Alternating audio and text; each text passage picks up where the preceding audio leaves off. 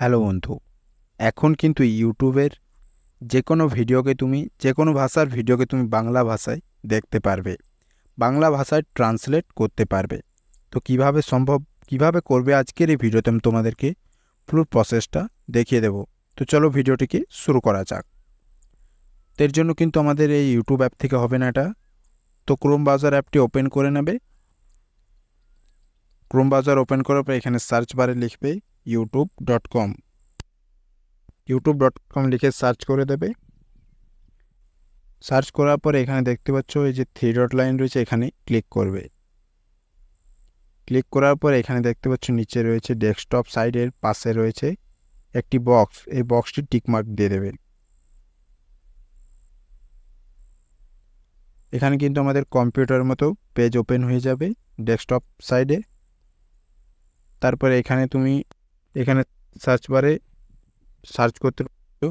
তো এখানে আমি ইংলিশ ব্লগ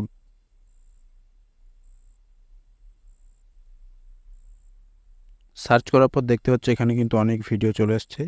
এখান থেকে আমি একটা ভিডিও প্লে করে নিচ্ছি।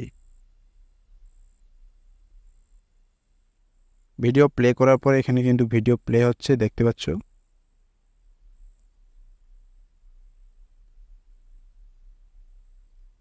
তো এখানে দেখতে পাচ্ছ এই যে এখানে লেখাটা উঠছে ভিডিও, এই লেখাটা কিন্তু আমরা বাংলায় ট্রান্সলেট করতে পারবো। এর থেকে আমরা ভিডিওটা পুরোপুরি বুঝতে পারবো। এর জন্য এখানে দেখতে পাচ্ছ ভিডিওর ভিতরে এখানে একটা সেটিংস আইকন দেখতে পাচ্ছ, এই সেটিংস আইকনটি ক্লিক করবে।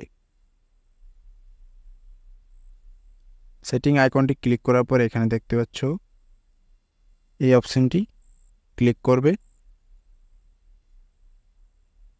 অপশানটি ক্লিক করার পর এখানে দেখতে পাচ্ছ অটো ট্রান্সলেট, এই অপশানটি ক্লিক করবে।